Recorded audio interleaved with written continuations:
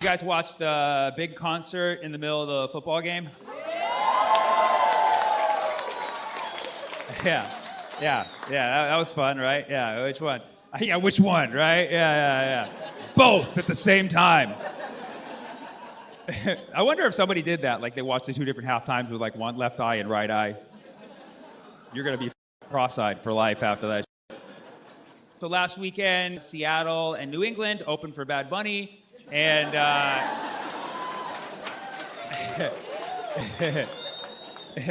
it was a beautiful day for America, but maybe not a great day to be a patriot. And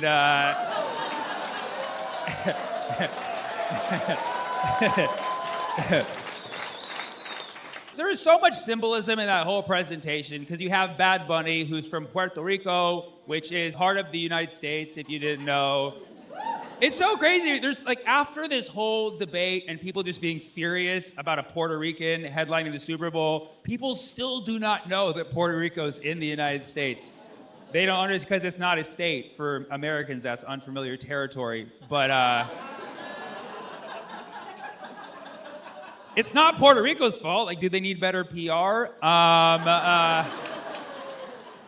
But yeah, like, you know, it's just crazy that people don't know history and that Puerto Rico is part of the United States. So like, why the fuck would they not be invited to be part of the Super Bowl? You know what I mean? Like, the cold facts that nobody really wants to acknowledge is that you cannot accurately tell the story of America without starting with Columbus landing and genociding the Taino people. The Taino people who inhabited the Caribbean islands, one of which is now called Puerto Rico. Not to say that all genocides aren't bad, like they're all bad, but like that one was particularly bad because it was the first in a bunch. The majority of those people were wiped out. Of course, they still have some descendants who are in fact living in Puerto Rico. And you know, after all that happens, is like, you couldn't just give them one fucking halftime show. People are like, no, that's too much. Maybe just a cameo. Like, come on, dude. It's crazy, man. And so when they announced it a few months ago, and they're like, yeah, it's gonna be all in Spanish, and people freaked the out because they didn't know that half of America speaks that. And in fact, some of America only speaks that shit. And there was a time when most of America only spoke that shit. But yeah, people were upset. I thought it was like rage bait. I thought like, oh, they're just saying that to piss people off. And then I watched it. I was like, oh, that shit is all in Spanish, dude. That shit. I did not understand a fucking word. And I took Spanish 4, dude. I took AP Spanish and got a 3, fucking passed that shit. But it wasn't being thrown at my face at like 20 miles an hour, you know what I mean? It's just, that shit was más rápido, you know what I mean? That was very, no lentamente. It was very fast Espanol. I talked to even, Spanish speakers from Mexico. They're like, yeah, bro, that was fast. I don't know how he did that shit. That shit was fast. But I mean, watching a whole program in Spanish at a rate that I could not process, actually let me just relax and enjoy the music, Because I realize how much I like music that I can't understand a word of it. Because yes, so many great artists write so many great things that inspire us over the years, but like at some point, even your favorite artist is gonna write a lyric that's gonna be like, they could have done better. But if you don't understand them, you're just like, oh, this guy's the f***ing GOAT. You know what I mean? Like, I can't analyze the prose. I'm just like, he hit that note, dude. That's awesome, man. And so, yeah, so it was nice. It was nice watching it. I mean, it was an objectively good performance. As a performer, I was like, bro, I need moves like Bad Bunny, dude. He does like this little thing with his hips, and it's like, it just feels sexual. I can't describe it in any other word. He'll just move his hip like that, and you're like, sex. That's the only thing that comes. Like, if I learned one thing from the Bad Bunny performance, it's that I'm gay. That's what I learned. That's like the old... Or I don't know how you say it in Spanish. I'm gay. And then, of course, people complain, like, it was so sexual. Yeah, the way he moved his hips, so sexual. Like, I'm sorry that we're all gay. You know what I mean? Like, it was so sexual. The kids shouldn't see that. It's like, yeah, maybe the time Janet Jackson's tit fell out. How about that time? Or all the other performances where they're twerking. It's like, dude, you're just picking on him because you can't understand what he's saying, so you're looking at his body too much, And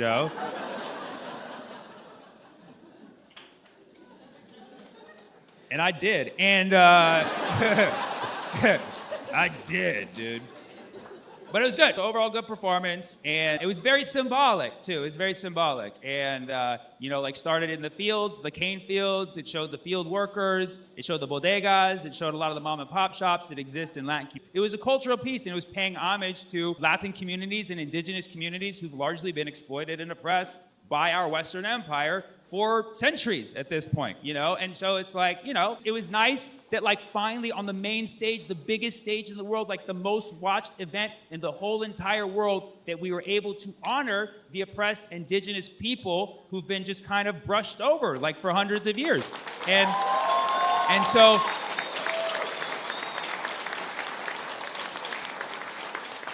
it was really, really cool to finally pay tribute to the people who suffer from colonization, and it was just really, really nice that the colonizers let us do that for a day. It was really, really cool, man.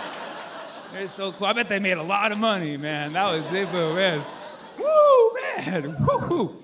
I can only imagine what those corporations did on Sunday, man, while we were rejoicing in the indigenous tales, but it was symbolic, and you have to admit there's something cool about that. You have to admit that there's something cool about like finally that story gets to be told, and it was also just very symbolic going along with the game. It's like you have the New England Patriots that are owned by Israel, and you have the Seattle Seahawks that are only kind of owned by Israel, and I think that was really. Sorry guys, I did look it up, but. There's a difference, you know what I mean? Like their owner passed the helmet to Bibi Netanyahu. I'm pretty sure that was the losing pass for their game, but yeah. So it was symbolic because then you got the Seahawks and the symbolism. It has some indigenous symbolism to them. I can't name all of the sports teams that have indigenous symbolism, but the Seahawks I'd say are pretty high on the totem pole, and.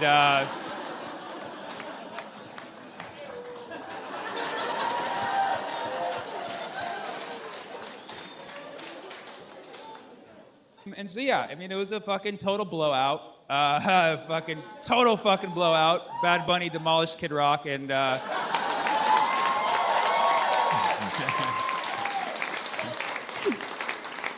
And listen, believe it or not, I'm actually not that political. I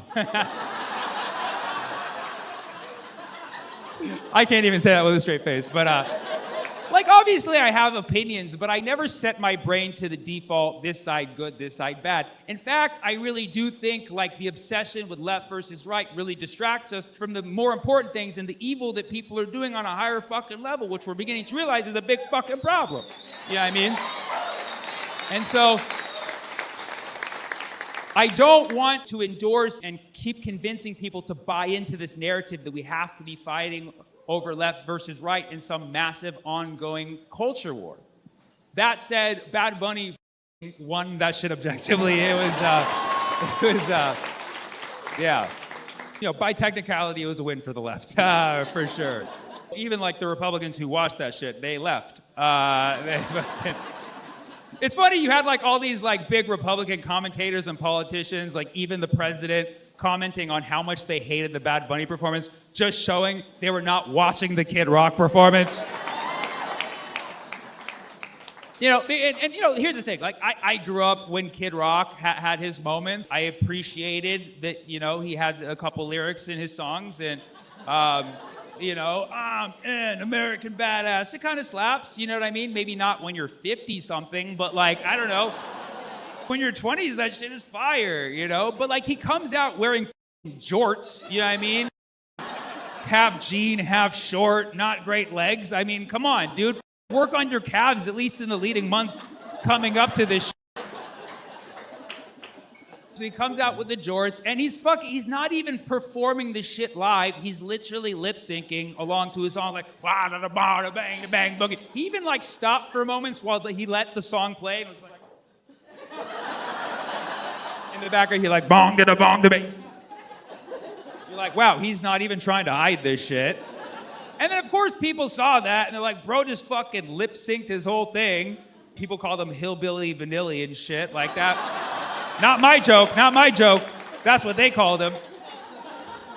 And he fucking just straight lip synced that shit. And so everybody, rightfully so, called him out bro, that was lip syncing, dude. That was lip syncing. So many people said it that he had to take to Twitter And he got on Twitter, he's like, oh, haters gonna say I lip sync, but what they don't know is that I pre-recorded that show myself and then I sang along. Bro, that's the fucking definition of lip sync. What the fuck? Do you not know the definition of lip sync? He's like, I moved my mouth at the same time that I was saying it when I pre-recorded it, so clearly it was a live show, because my mouth was live moving. It wasn't emitting noise, but it was which is like, I don't even think that's English either. You know what I mean? Like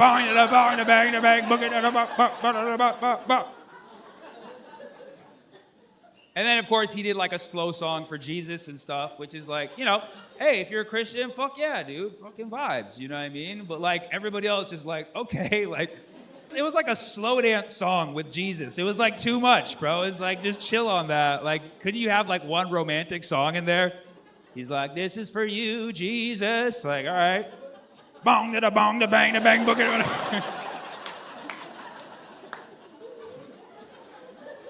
So yeah, that was weird. And then meanwhile, you got Bad Bunny. It's like, hey, you know, and just you're like, oh man, just like different vibe. And Bad Bunny had some cameos. Ricky Martin was there, dude. Fucking Ricky Martin, man. And I'm a little partial to this because not only did I, you know, was I around when La Vida Loca came out, you know what I mean? I was in high school. That shit was fucking wild, dude. But also, he liked one of my posts a couple weeks ago, so fuck yeah, dude. So, I'm living the Vida Broca, you know what I mean?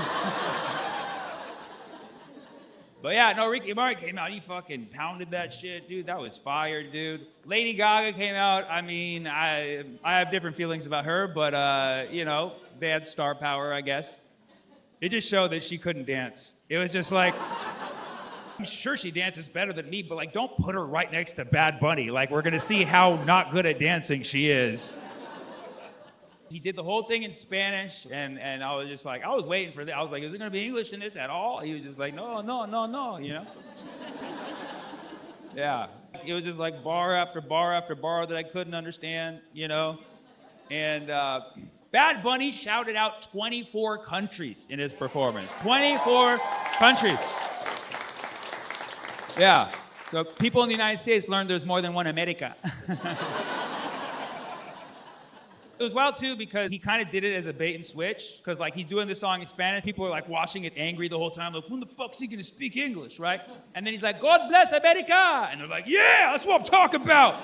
And then he's like, Chile! Like, what?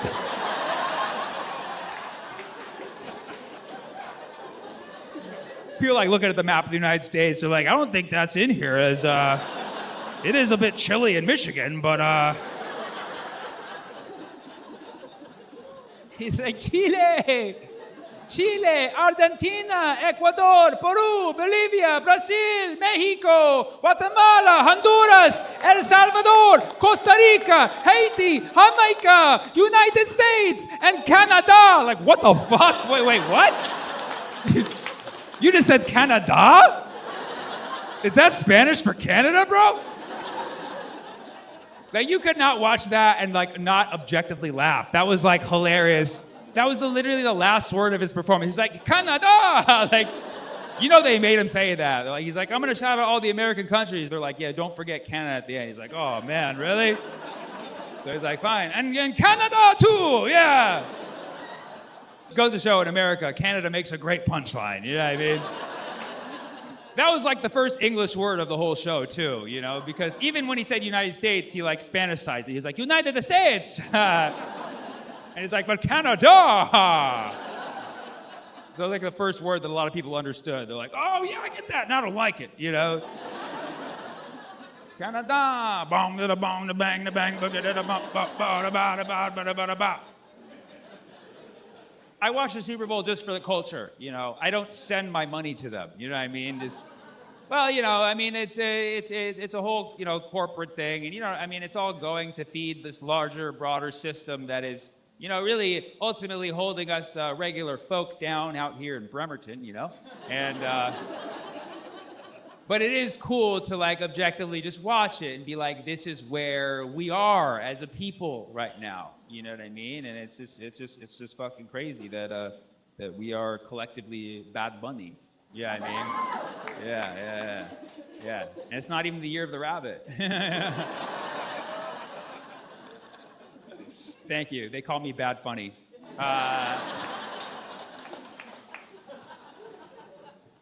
Canada. Free Palestine. Free Palestine, man. Free Palestine. The whole list. Free Palestine, free the United States, and free Canada. Thank you guys so much. See ya. Is ICE at airports? Do they just like watching brown people leave? You know? ICE gets to the airport. I spent my whole airport career pretending like I'm Mexican. Now, I have to switch back? Damn, bro. Damn, man. I've been practicing, being like, orale, you know what I mean? Just like, TSA, SA. You know? Oh yeah, you know, it's you got ICE airports and shit, and it's fucking crazy. I mean, if you don't know what ICE is at the airports now, because there's a government shutdown. Okay, Pleasanton. The government is it's the people we pay our monies to. You ever look at your paycheck and be like, where did that go? The government. That's what the government is. And so the government is they're in a partial shutdown as opposed to a full shutdown. They're like, we're kind of here, we're kind of not. They're working from home, basically. And they're out of shutdown because the Democrats and the Republicans cannot agree on how to fund ICE and how ICE should operate, okay? The Democrats are basically like, hey, let's fund them a little less and give them some restrictions. You know, maybe they can only pull their gun 3 times a day, you know what I mean? And the Republicans are like, fuck that, 6, you know what I mean? And so they're like, all right, let's close the meeting now. We'll get back at this next year.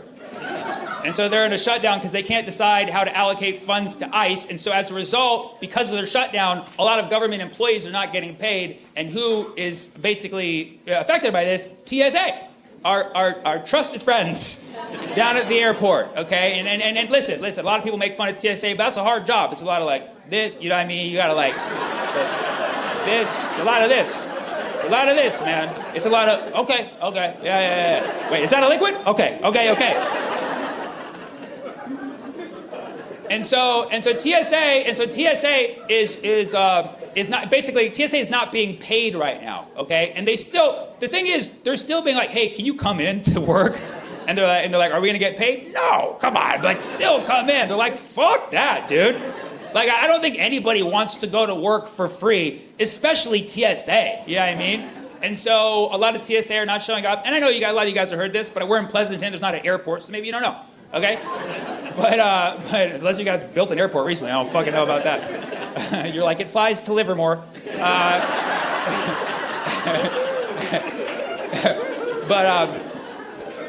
So TSA is not getting paid, and so they're not showing up to work, and so as a result, lines at the airport all around the country are like super long, right? So Trump, genius, right? Trump, very stable genius, is like, send ICE there. That'll make everything better. And so they basically sent ICE to the airports, and ICE is there basically helping TSA, okay? Now, obviously, let's be honest, being TSA is not that hard of a job, okay? So, you know, if anybody can do it, ICE probably, right? Okay? But, like, it's a weird mix. ICE and TSA is a weird mix, okay? Because ICE is people who got rejected from the military, right? And TSA is people who got rejected from mall security. So it's a very strange combination. You know what I mean? TSA doesn't allow liquids, ICE is solid liquid, so it's very... It's very yin and yang. It's like ice and water. And so yeah, they're there. They're just hanging out. And I saw them. I went to the airport. I saw ICE there. It was so weird. They're just wearing their masks, just walking around like yeah. It's just like, is it COVID again? What the fuck's going on? And yeah, they're just walking around masked up. To be honest, not really doing shit. I went to the Oakland airport, and I saw an ICE officer coming down the escalator. First time I ever saw them de-escalate, right?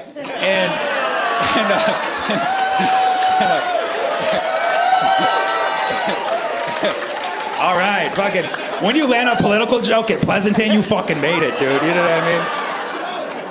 That shit would have not worked in San Ramon, I'll tell you that much. It's just crazy. It's ironic. It's San Ramon. They already deported Ramon. You know what I mean? Yeah, so the ICE officer comes down, he's just doing nothing. And I'm there like struggling with my bags because I have a bag of of cameras, I have my bag of merch, I'm going on the road, I have my regular bag, I have my little bag, I have my backpack, and I'm just there kind of struggling. And I look at him, he's just like, "Duh-duh-duh-duh-duh." And I was like, hey man, can you help me with my bags? He's like, nah. I was like, where are my tax dollars going?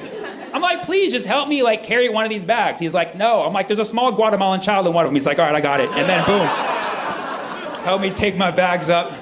And then we took my bag, we took my bags to go get them checked. I'm like, all right, I'm gonna check these and I'm gonna take these with me. He's like, I don't get it. We have to separate, I'm like, we have to separate the bags like a family. And I'm gonna deport these ones and take these ones for an uncomfortable amount of time. And yeah, so they're all around. And so a lot of people are now not showing up to the airport because ICE is there, which, okay, kind of a flex by the Trump administration. You got to admit, like, they did that on purpose to be like, all right, now people are going to be weary. And in some places, ironically, the lines have gone down. But, like, this is bad for business. Like, flying is a huge industry in the United States. Like, the airline industry is already so fucked by everything else going on, and now you're going to scare people from going to the airport. It's spring break, and you sent ICE to the airport. The fuck are you doing? Nobody's like, let's go to Cancun. Hold my bags. And so yeah, it's bad for business because like a lot of people fly. Like, do you know how many non-citizens in this country fly? Fucking all of them. That's how they got here. So now you're gonna have motherfuckers coming in by boat and shit. So. And so yeah, so it's just weird. If you go to the airport, it's just a very awkward vibe. It's very tense. Everybody's walking on thin ice. And it's just so weird to say this as an Arab American who grew up post 9/11, but I just want to be alone with TSA again.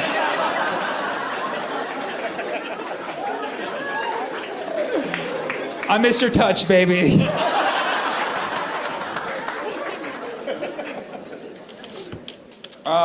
But yeah, it's fucking crazy, man.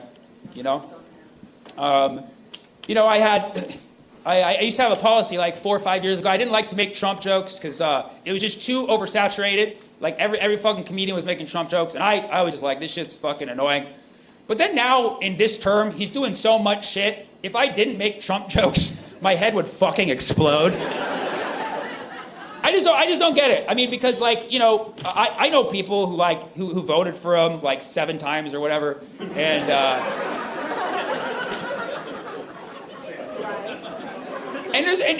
the thing is, people who love Trump, they fucking love Trump. You know what I mean? They fucking love Trump so much so that you have like a brand of people who are just now waking up and being like, now hold on a second.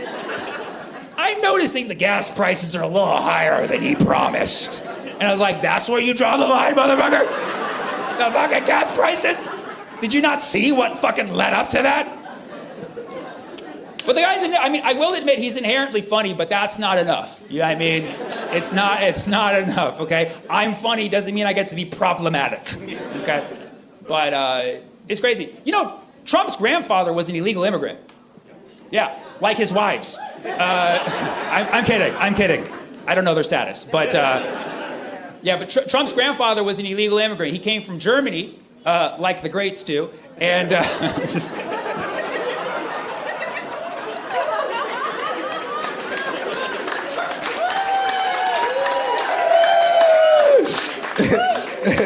People are like, why are you comparing Trump to Hitler? I mean, he fucking came from Germany. I mean, it's pretty easy.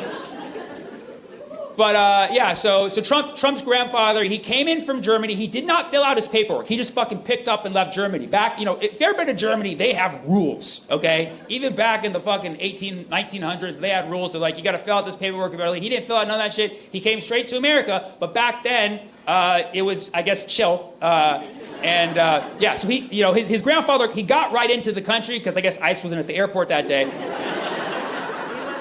And he was on a boat out of there, probably. Okay, there's some fucking logic right there. Fucking. Now hold on a second.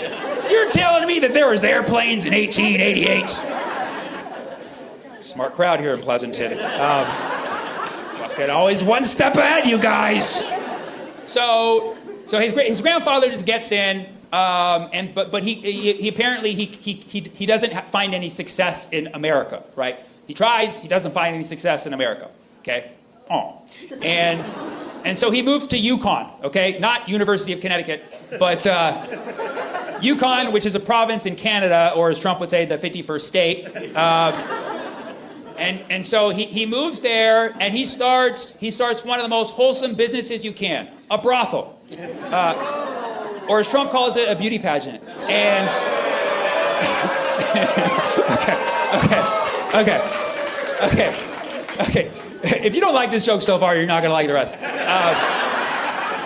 But everything I'm saying is factual. I mean, you can look this shit up. So grandfather moves to Yukon, opens up a brothel, and spoiler alert, the brothel's a hit. Okay, apparently the gentlemen love it. And this was Yukon back then. They were going through a gold rush, so the place was filled with men mining in the gold mines. And so they would come out and come to this brothel and just choose a lady, grab her by the pussy, and just basically that was their motto. I didn't write that. That was. And within a few years, this business was booming, and that's how his grandfather made a fortune, and that's how the Trump family got their money.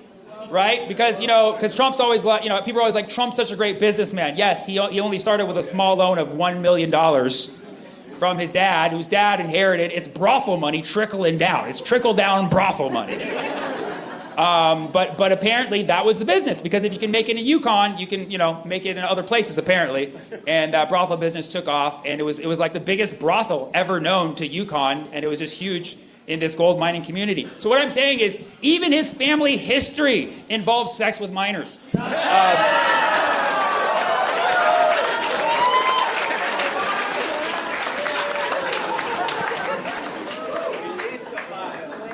In all fairness, he probably doesn't do it anymore, just gold diggers. So, release the files, guys. Release the fucking files, man. Release them. Release them. Yeah, I'm glad we can all agree on that shit. I know this is gonna sound really weird, but I miss George W. Bush. You know what I mean? Like, not like him. He was a horrible person. He did so much horrible shit, but I just miss the times, Back when the government gave a fuck about us enough to, like, lie politely, Like, they don't even try no more, man. Like, Trump's about to get us into a nuclear war. Like, George Bush couldn't even say nuclear. Like, he would just be like, nuclear. I miss his, like, made-up words, like, they misunderestimate me. Like, you go, buddy. You know what I mean?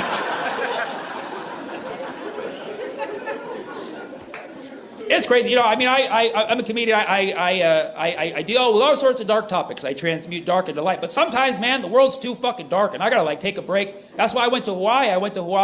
And then I ended up going to Japan. And that's when everything fucking broke out, right? I was when the United States attacked Iran, I was in Hawaii. And I was touring Pearl Harbor. And I was like, oh, now hold on a second. I was like, I was like, is this part of the tour?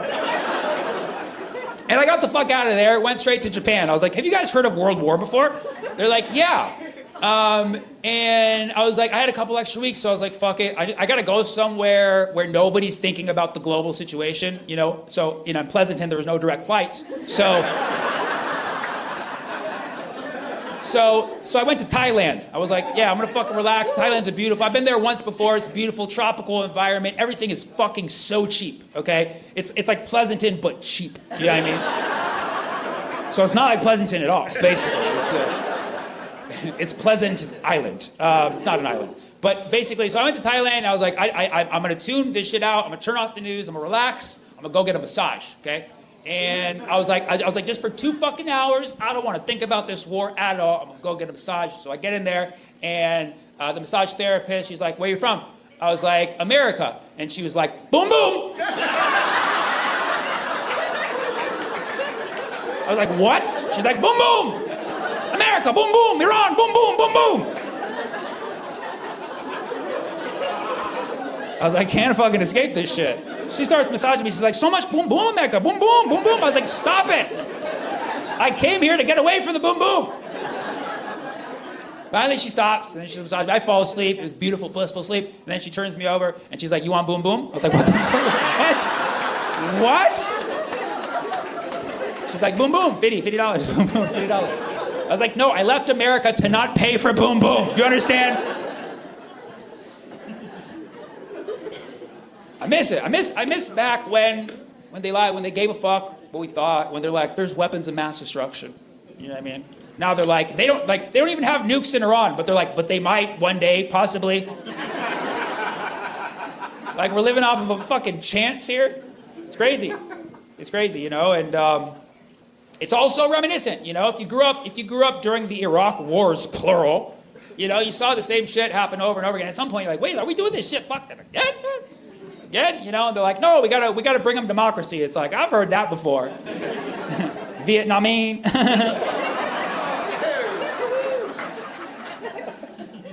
And that's the thing, you know, like, people who come here from other parts of the world and around the world, people hate us around the world because of our government, but here's something you should know. People from the United States have a good reputation as people. People talk about us around the world, they're like, yeah, they're genuinely good people. Occasionally there's some fuckheads who fuck it up, obviously.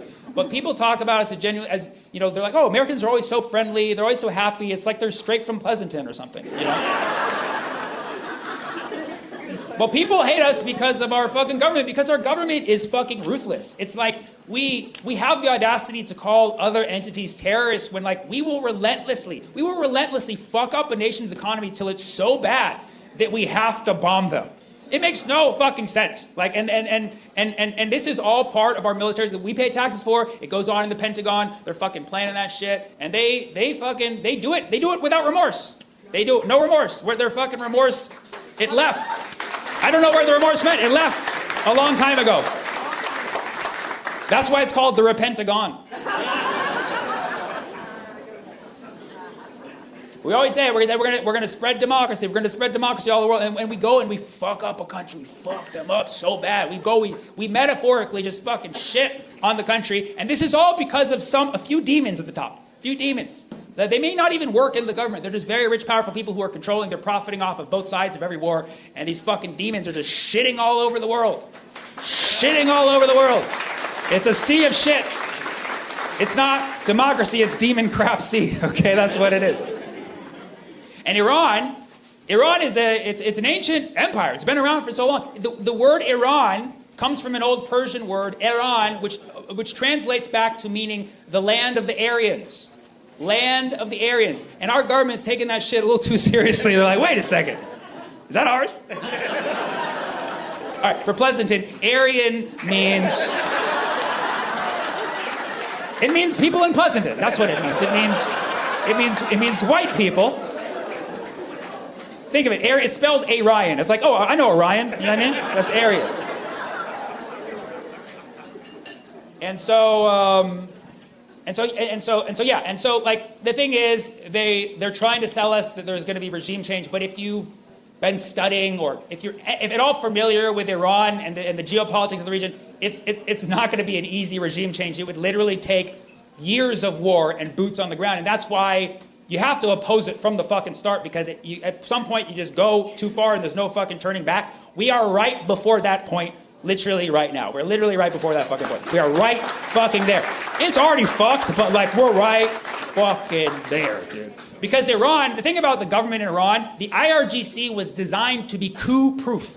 Okay, coup-proof meaning they designed the structure of the government and the military so nobody could take it over. Because I don't know if you're familiar with the 1900s, but Iran was taken over like 5 different fucking times. And it was our fault every single fucking time, even if indirectly. And so, like, there was a point where Iran switched governments like 5 times in the span of like 40 years. You could be at the table with all the former leaders. They'd be like, see that place? I ran that shit. You know what I mean? It just... And we did that. We fucking did that. And so that's why what I'm saying is, you know, this war is actually, it is a big deal. And I do think that every American should oppose it and do whatever the fuck they can do to tell their Congress people, the president, just fucking no. I get this is a comedy show, but I understand. I just want to drive that point in because we're in Pleasanton. Okay. But yeah, but okay. For the people who don't give a fuck, this war is fucking expensive. Okay, start there. Start with your belly if you need to. Okay, because this war is fucking expensive. We are dropping billions a fucking day. The craziest thing about this, the most expensive part of this war is the missile defense systems. This is the craziest fucking part because we have missile defense systems on all of our military bases in the Middle East, which we fucking put there to try to fuck with Iran. That's why they're there. And basically, when Iran shoots a missile or a drone, we have to shoot another missile to take that shit down. And every time it costs about $15 million. And Iran is knocking those motherfuckers out with drones they made for like $5. Okay? They got kids being like, oh, boom, 15 mil down. And as an American, you just watch that shit like, oh, there goes my healthcare. Oh, fuck, there goes our bridges. Oh my God, the education system's falling all over Dubai.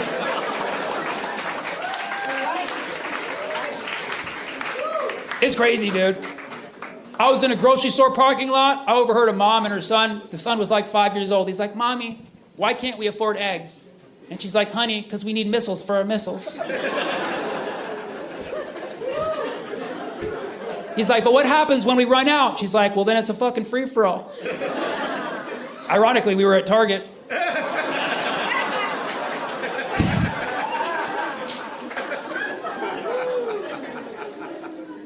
But I think the government, and if you're not awake to this, the government spins it in the way they're like, well, Iran is a threat to our military bases in the Middle East. The bigger question is, why the fuck do we have military bases in the Middle East? They are there to conquest the land. And if you look at a map of our military bases, they're all surrounding Iran. You're like, that's kind of weird. It's almost like they're pointed directly at them. And this was the whole plan from the get. We put these military bases in these other countries saying we're there to protect you, when really we're putting them in danger. Dude, Dubai. I used to go to Dubai, and I was always conflicted about Dubai just because they were complicit in the Gaza genocide. They funded a genocide in Sudan. And so, good. Thanks for taking part here, by the way, guys. You know those people aren't from Pleasanton. But so I would go to Dubai and I would be like, I'm hesitant to spend money here. So people would be like, just come here and just don't spend money. I'm like, it's kind of hard. It's called Dubai. You fucking Dubai shit, you know? And so if you've ever been to Dubai, I mean, it's fucking beautiful because they put so much money in it. They build these high skyscrapers. It's like the Vegas of the Middle East, they say, except without the hookers and the gambling. It's basically Vegas if you just do buffets. But the food in Dubai is fucking amazing. Their sweet treats, their sweet stuff, their desserts is the best. It's some of the best in the world. And Dubai has built this reputation on being this like clean looking, very safe place. And now they're getting hit with fucking missiles from Iran that are actually falling into Dubai because the missile interceptors are running out. And it's a fucking scary sight, dude. I saw a building in Dubai that got hit. It was fucked up, dude. It was like, there was like wires coming out. It was all green from the chemicals. And on the outside, it was charred brown. It looked like Dubai chocolate. You ever had Dubai chocolate? That shit is fire, dude. Sorry. But yeah, man, it's... You know the Middle East didn't used to have oil. They were just people just living on top of a shit ton of oil. Never knew that shit. And then I think some British motherfuckers, it's always those motherfuckers. They found the oil, like, oh, hello. And then since then, they just wanted to drill all over the Middle East for basically the last century plus. And that's why the United States has been so interested in literally every Middle Eastern country that has oil. And the last one they have not gotten is Iran. So that's why we're doing that, okay? But the only country that has more oil than Iran in the Middle East is Saudi Arabia.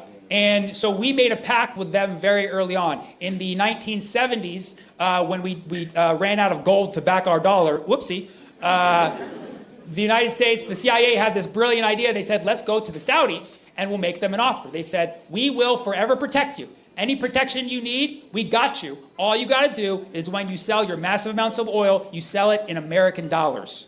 And they're like, that sounds fair. Okay. And they fucking did it. I mean, that's like some high school bully shit. Just like, I'll fucking protect you if you give me all your lunch money, you know? And so that created what's called the petrodollar, and that's the foundation of essentially the global economy, at least the Western side of it. And it's now completely fucked because of what's going on, because now Saudi Arabia doesn't feel safe anymore because they're getting attacked, right? And oil is just fucking going up. It's going up. I don't know if you've been down to the old Chevron. Okay. It's now a time where the petrodollar is going to fall, and you're going to see other countries emerging. I'm moving to Mexico, and I'm starting an oil refinery there. We're selling all in Mexican currency. It's called the Pedro dollar, and Pedro, the Pedro dollar, and yeah, so you just have you have that. That's scary. Okay. But here's the thing. I genuinely do believe, because there's two paths right now. There's the path where this becomes another forever war, and there's the path where Trump miraculously ends it by being an idiot. Which he's actually done shit like that before. It's a beautiful thing. That's you do got to give it to Trump. He starts shit because he's an idiot, but he also ends it because he's an idiot.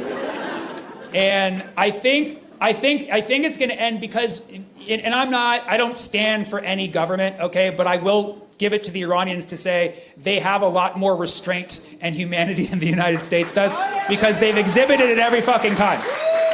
And that's just a sad truth when you just look at the track record. And I mean, they're making trailer videos to this war.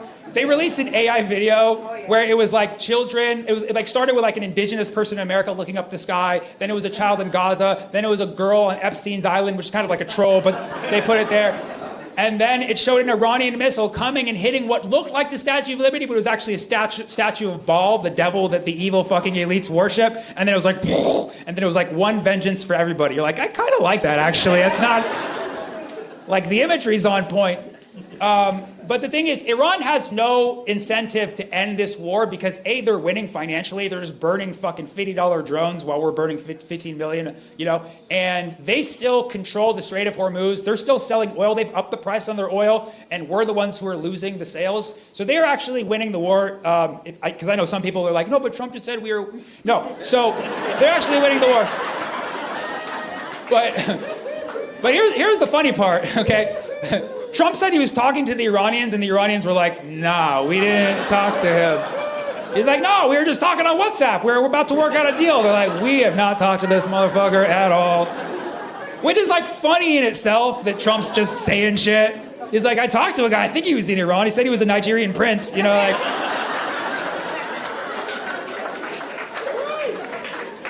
Which it's funny in itself, right? But what would be even funnier is if they did talk to Trump, but they're just pretending like they didn't.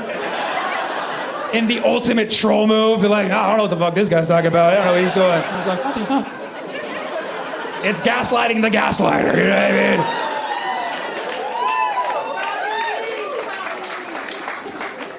I mean? It would be funny if like they were talking on WhatsApp and they were making a deal and then they just deleted all their messages. He's like, wait a second, I swear that shit was here. He's like, they left me on red.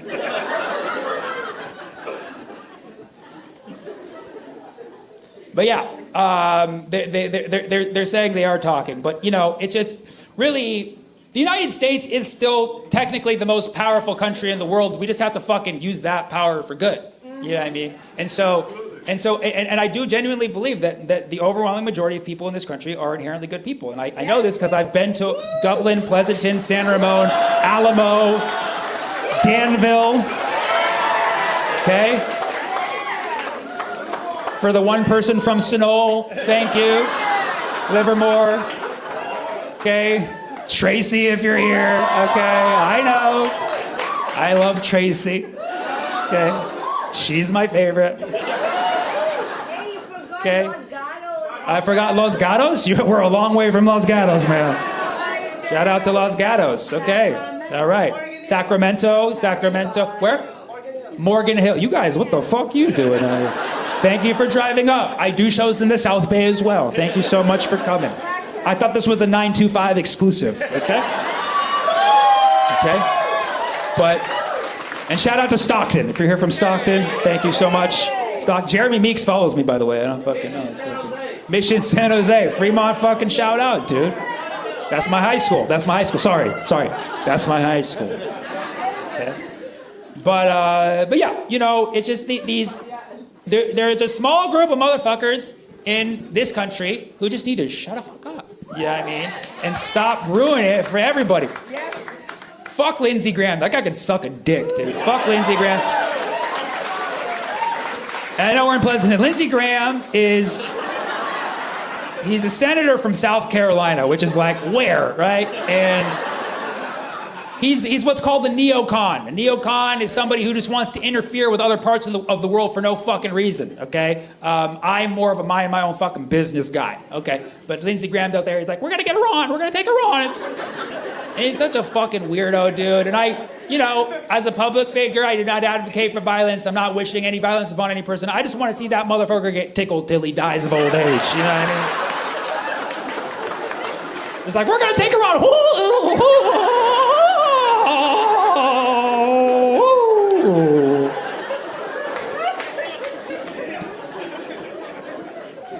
Fuck Ted Cruz. Fuck Ted Cruz, man. For those of you who don't know, Ted Cruz is a senator for Cancun, Mexico. He's also a neocon. He's like, we're gonna get Iran. We're gonna take the Strait of Hormuz. Like, focus on the gay of Ted Cruz. How about you focus on that? Because that's the ultimate, ironically, the ultimate trump card that Iran played was the Strait of Hormuz. The Strait of Hormuz is a small little passage of water right next to Iran that basically goes into the Middle East, and it's where a huge percentage, I think like 20% of the world's oil flows through there. A lot of very important goods, a lot of goods and services that eventually come to America from Asia come through the Strait of Hormuz. And all Iran had to do be like, yeah, we're shutting that shit down. And that's when Trump was like, I don't actually like this war anymore. Do you guys want to stop playing war and play house again? And so they're like, yeah, they're like, we can shut down. And so what they did was, they're like, all right, how about this? We're going to open up the Strait of Hormuz, but not for you, okay? And Trump was like, no. And they're like, fuck it, what if we still come through? They're like, we're going to shoot you down. And then so Pete Hegseth was like, yeah, you guys should probably try it out, see what happens. And every fucking ship captain was like, fuck no, dude. So they said, we're shutting down the Strait of Hormuz for anybody who's participating in this war, and has been very effective. All of a sudden, every fucking other country in Europe was like, yeah, I think I'm good, actually, Trump. I'm gonna go, kind of want to go home. Because here's the mistake, and here's why being a neocon always fails. It's because other parts of the world have been run by other people for so fucking long that they understand the nuance of those regions. They understand how to work those regions because it's their land, it's their And so Iran has managed the Strait of Hormuz for a very, very long time. They're very familiar with it. They've embedded it with military. They know how it operates. There's no reason why we should try to take that from them, even if we have other issues with them. You don't just fucking take someone straight. You know what I mean? You don't just fucking just take a body of water and name it the Gulf of America. You don't do things like that. It's gonna be like straight America. You can't. I get it. You want to have good you want to have prosperity for your country. Fucking great. Do it the fair way. What's the fucking point? We're saying we don't want to. No, we don't care about immigrants. We are okay with having immigrants here as long as they do it the legal way. Fine. Then fucking practice what you preach around the world. Man. Practice what you preach. Do it the fair, legal way. You can't just take shit because that'll fuck everything up. And that's what happened with the Strait of Hormuz. Here's the best analogy I can give you. You ever sit on the toilet, you try to force that? Right? It never comes out. You can be like, I'm gonna force it, I'm gonna make it come out. It's not gonna come out. It comes out when it wants to come out, okay? And it's not just magic, okay? It's not that your asshole is going, right? It's that your colon's a big U shape. I don't know if you know this. It goes like that. It's like the Strait of Hormuz. It's like, right? And when you try to force it, it constricts, and it's like, no more boats. No more boats unless I approve. And it just goes, sure. But you're like, I'm going to force it. I'm going to make it come out. And everything stops. The whole body economy shuts down. And now you're just constipated. Because you tried to play God, and you tried to obtain something by force, and now you're just full of shit. Thank you guys, Tommy T's. I love you so much. So both places where Jesus got resurrected. So my grandma was a Palestinian refugee in 1948. She fled her home. It's a very sad story, but she went to Beirut, met my grandpa there, so I find it romantic because her being a refugee gave him his opening line. He just like, want to come back to my place? She's like, you have a place? Mom, Dad, this guy has a place. Let's go. And now 70 years later, I'm doing my part as an Arab American to promote peace in the Middle East. I'm dating an Israeli woman. And you should be happy for me, okay? She's beautiful. She's out of my league, man. I'm like, why are you settling? Why? It's got me occupied. We share a joint account at Bank of the West Bank. You know what I'm talking about now? It's a metaphor. Israel-Palestine's a very tricky situation. Can't deny that. It's tricky because the Palestinians are mad at the Israelis for taking their land. So then they'll throw rocks, but they're just giving them more land. You know, like, we got to hold on to those rocks. That's how Israel keeps getting bigger and bigger, you know? It's very confusing, you know? It's been 70 years, the Palestinians are still in disbelief. Like, this cannot be real. And the Jews are like, no, this is real. Very confusing. Here's my idea for a solution for America. Baseball game. Israel versus Palestine. Think about it. This will give America a reason to start caring about Israel-Palestine. Sports are the one thing where we'll show up to the field when we know nothing about the people on the field. We'll be wearing the jerseys. People wear like a Star of David on a cap, Palestinian flag, with like fear the beard, you know? It could go either way. Finally, the kosher hot dogs would make sense, you know? And what a great matchup. Both teams have advantages, right? The Palestinians got the pitching arm, right? Israel's good at stealing bases. And they're both just trying to find their way home. Oh, it's time for a change-up, huh? Take me out to the ball game, Israel versus Palestine. Buy me some hummus and falafel. I don't care if this song is awful, so just root for the Middle East. If they can't find peace, it's a shame, 'cause there's 1-2 state solution at the ball game. My dad was born a few hours out of Jerusalem. My mom was born in Utah. So both places where Jesus got resurrected. Now, my great-grandma was born in Bethlehem. And I tell people this, they're like, oh, Bethlehem, Pennsylvania? I'm like, yeah, that's the one. She was Amish. She grew up in the Holy Land next to Scranton. She knew the three wise men from Dunder Mifflin. Come on! The birthplace of our Savior, Bethlehem, PA. No, everybody knows Bethlehem, birthplace of Jesus, the savior of most people in this country. Yet if you ask most people in this country to point it out on a map, they're pointing to Pennsylvania. That's a problem. But it's not our fault. It's a very difficult geopolitical question. I had to look it up just for this joke. Yeah. My niece asked me over Christmas. My niece is 5 years old.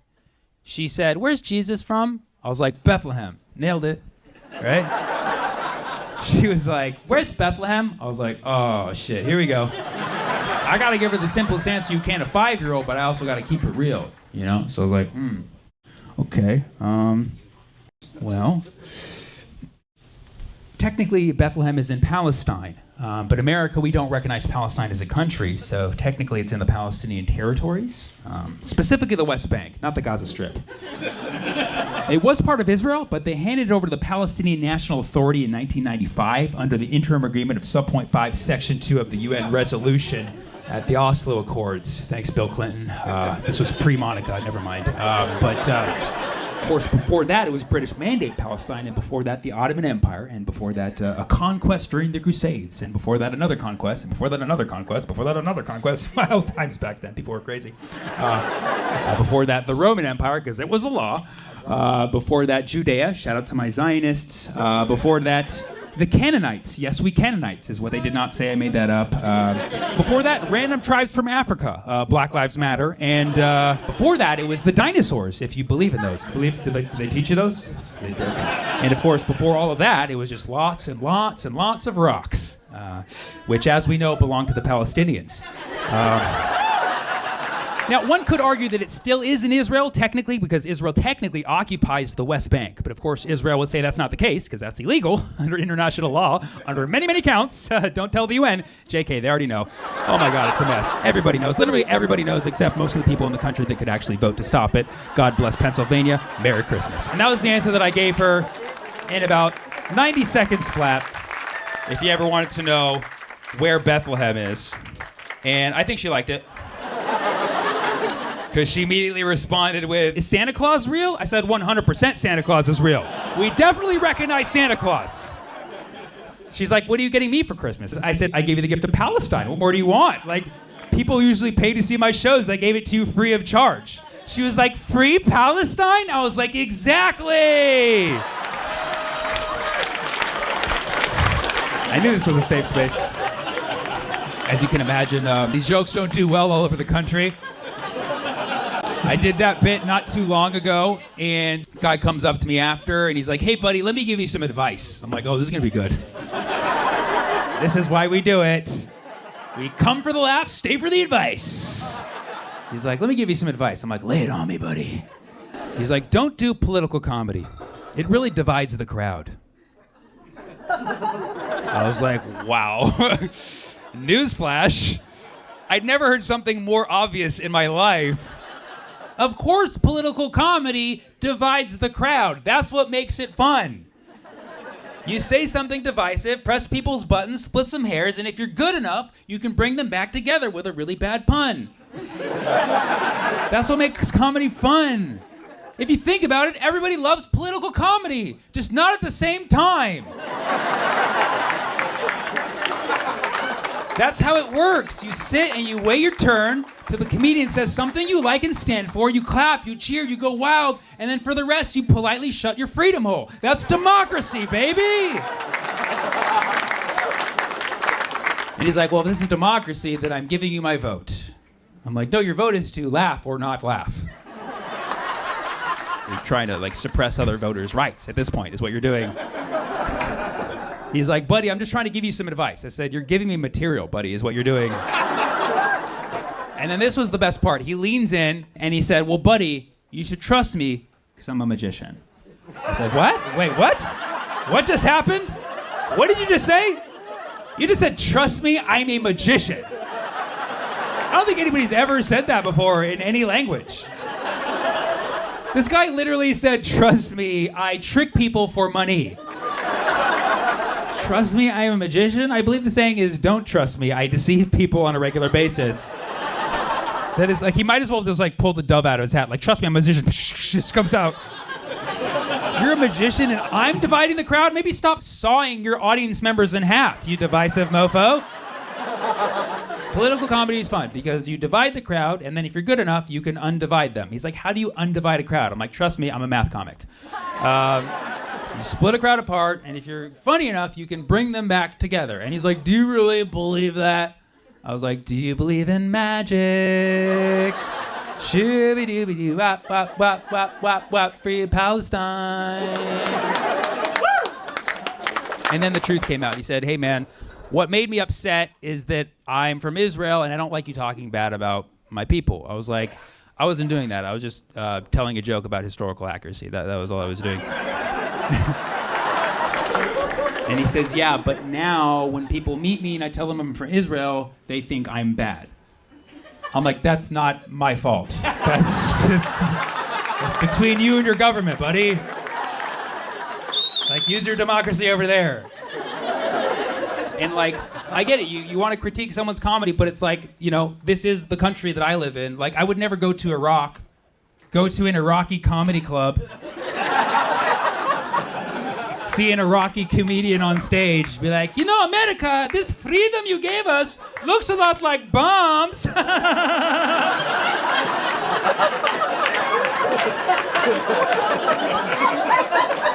And after the show, I'm like, hey, buddy, can you tone it down with that whole anti-American thing? I'm trying to get some out here, you know what I'm saying? Trying to get laid in your country. Not making me look good. And I felt for this guy, but I just think I think he ran out of words because he is a magician. And then he just said, look, man, I heard your Israel-Palestine jokes, and you're just not building any bridges with those. And I said, I'm not trying to build bridges. I'm trying to get laughs. That's the point of comedy. I'm not when I go to a show, I don't hope that people throw little tiny toy bridges at the stage, I'm hoping for ha-has instead, Plus, I'm Palestinian. We don't do bridges, we do tunnels. You know what I mean? So it's like a bridge. You just don't know that it's happening at the time. I guess what I'm saying is we're more connected than you know? See you on the other side. Did you guys watch the Trump inauguration? Neither did I. But I saw the highlights. A lot more Nazi salutes than I thought there was going to be.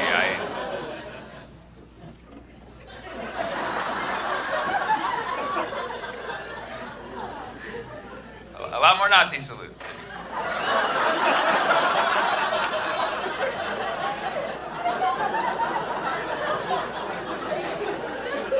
Man, I wasn't expecting that, to be honest. I thought there was going to be some other way to convey that without... You guys know Nazis, right? You guys know Nazis? You guys know, and you guys know like what it means to salute someone?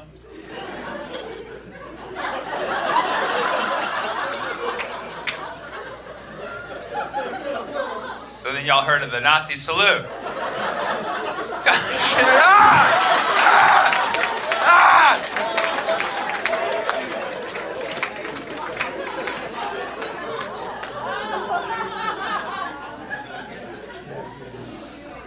Oh man. Good. All right. Yeah. No. It was definitely there was definitely one more Nazi salute than I was expecting to see at the Trump inauguration, but one less than it would to make me surprised. Actually, it was. Yeah, I was capping it too. Yeah, no, it's crazy because there's some debate about whether it actually was a Nazi salute or not. I mean, it was pretty deliberate. I don't know if you saw like the slow-mo replay. I watched it like 10 times just to make sure. Because I'm like, who knows? Maybe Elon was just excited, you know. But if you look at he pats his chest, like, he goes like this, and then he extends. Why you pointing at me? Why are you pointing at me? Oh, he's like, you do it now. No, I ain't doing it.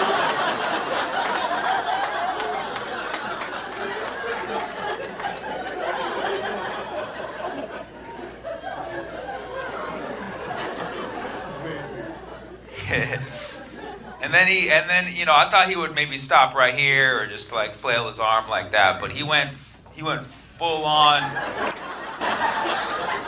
He went full on Nazi salute. Oh, now you don't do it anymore. That's it's too much shit to talk. I can't even keep up with the news cycle anymore, man. I was just finishing my jokes about the fires, and then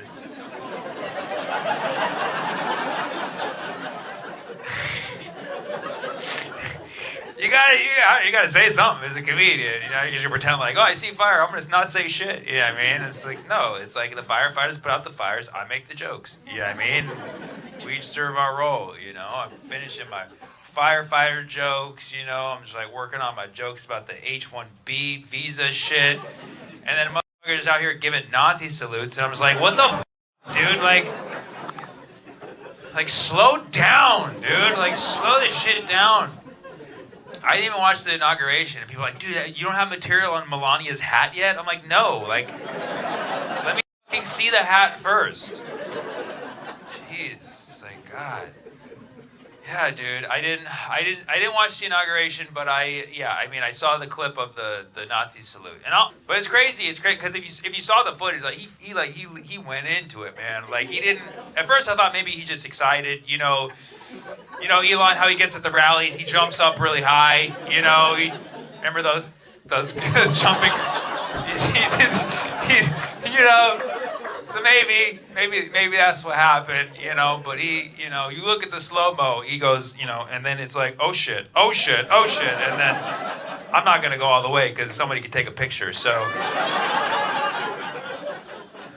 But yeah, dude, it's crazy. And the ADL, the ADL, Anti-Defamation League, they should just be called the Defamation League because all they do is talk shit about people. They're on the DL. But they're usually the ones who call out anti-Semitism, but I guess they didn't go after Elon because he's not a college protester. And yep. He wasn't in front of a tent in front of a campus fighting actual occupation. He did the actual Nazi salute. Crazy. Yeah, the ADL was like, oh, he just must have been very excited. Like, okay, cool. Yeah, I see what's going on here. But yeah, no, Elon, I don't know. I'm sure at some point there's going to be like a counter story that's going to be like, actually, it's the Roman salute. Like, okay, yeah, but we all know what it's famous for. You know what I mean? Like, right? Like, I used to use baby oil, but like now Diddy f***ed that up. You know what I mean? It used to be just Johnson & Johnson baby oil, just for a regular baby. Now it's for freak-offs exclusively, so, you know. But yeah, no, he did. It was a Nazi salute, man. And I mean, I don't know. Elon really is kind of like the new Hitler, you know. Not just because he's a tall white guy, but because he's a billionaire. Hitler was a billionaire. Little known fact. Was into cars. Hitler was into cars. Moved from one racist country to another racist country. And both older dudes that can't grow facial hair on their cheeks. So, yeah. Yeah, I've seen Elon's face. You can only grow right there. But, all right. Maybe that joke's not ready yet. I'll put it back in the stash.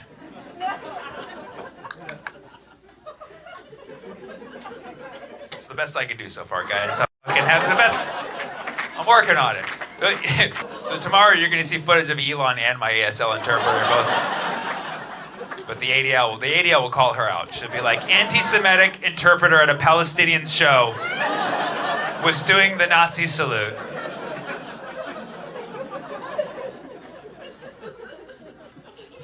Maybe Elon was just pointing to Mars. Maybe that's what he was doing.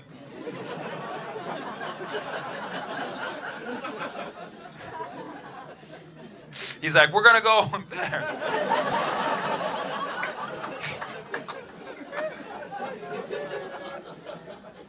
This is one of my favorite stages to perform. I have a lot of good memories on this stage. Yeah, thank you. No, I appreciate it. Have you seen me before? Happy birthday. Yeah. You're not gonna ask how I knew it was your birthday? I'm a psychic. Yeah. Happy birthday. Thanks for choosing to spend your birthday. Is your birthday today? Today. Happy birthday. Yeah. All right, that's where that conversation ends. Because you'd be like, how old are you? And be like, you don't ask a woman how old you are. Like, is it cool being a different age than the one you were yesterday?